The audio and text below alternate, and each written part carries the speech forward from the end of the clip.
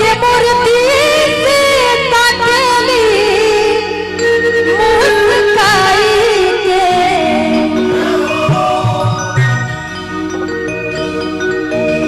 माता रानी के मूर्ति तो माटी के बस सब कोई जानता, लेकिन जाके वो जे खड़ा हो जाए तो नजर ना मिला पाई माता रानी से। बात सही बाना, जाके 10 मिनट का 2 मिनट भी माता रानी से नजर ना मिला पाई इंसान। वो माटिए के बाड़ी, लेकिन कुछ तो पावर बा उनकर में बाना कि माटी के मूर्ति से ताकेली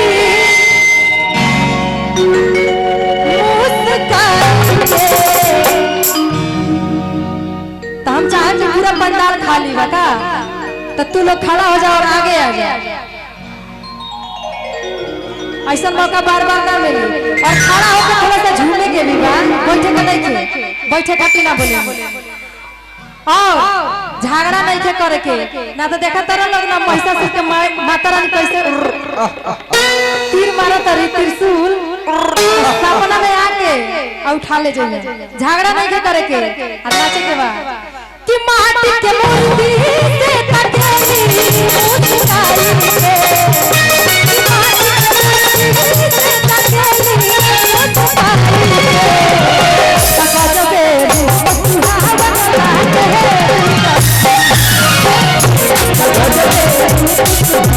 गजबे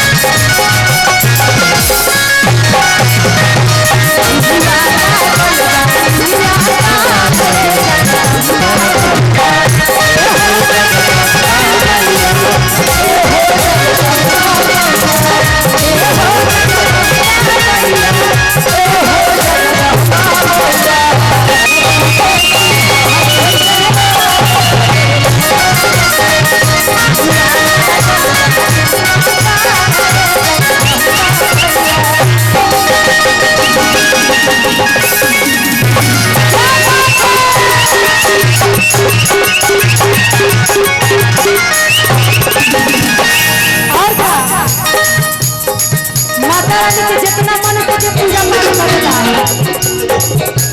बिना की मुख में राम बगल में छुरी एकदम दिल से ओकरा के सब मन राम ना करे कहल के बात आग खातिया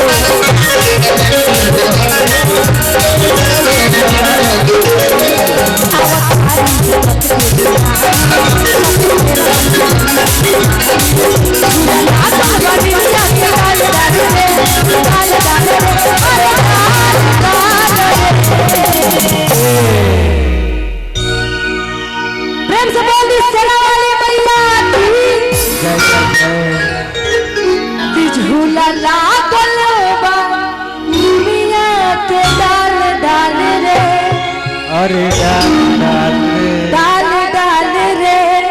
और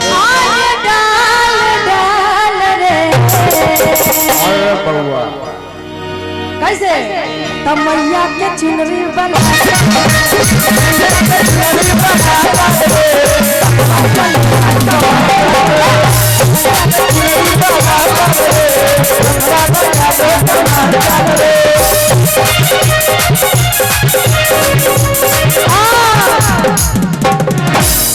देखिए चंदन गुप्ता जी की तरफ से 100 रुपये का प्यार आशीर्वाद आयल बा।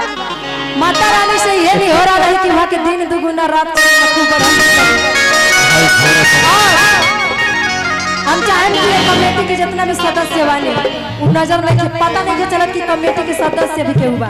तो हम चाहें कि तनी जा जाए लोग जितना भी लोग कमेटी के समिति के सदस्य वाले आप लोग के लिए बहुत बहुत धन्यवाद रही हम सब कलाकार की तरफ से इतना बढ़िया माता रानी के दरबार लगावे खातिर और हम सब कलाकार के इतना सुनहरा मौका देवे खातिर। समिति के जितना भी सदस्य बानी लोग कहाँ बानी लोग एक मिनट भैया इतना शर्मा कहाँ रहे हैं आप लोग, जैसे लग रहा है वो देखिए घूंघट से झांक रहे हैं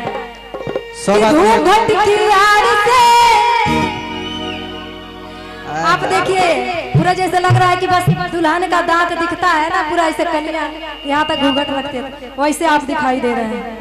हम चाहेंगे कि थोड़ा सा आप लोग भी इधर आ जाइए। काम है माता रानी को मन से बुलाए है ना तो काहे लिए शर्मा रहे हैं, शर्मा नहीं रहे ना तो इधर आइए वहां क्यों खड़े हैं इधर सामने आइए यहाँ आइए ना आप लोग। और यही हम माता रानी से चाहेंगे कि इस बार जितना आप लोग किए कि इससे हर साल बढ़ोतरी होती रहे है ना।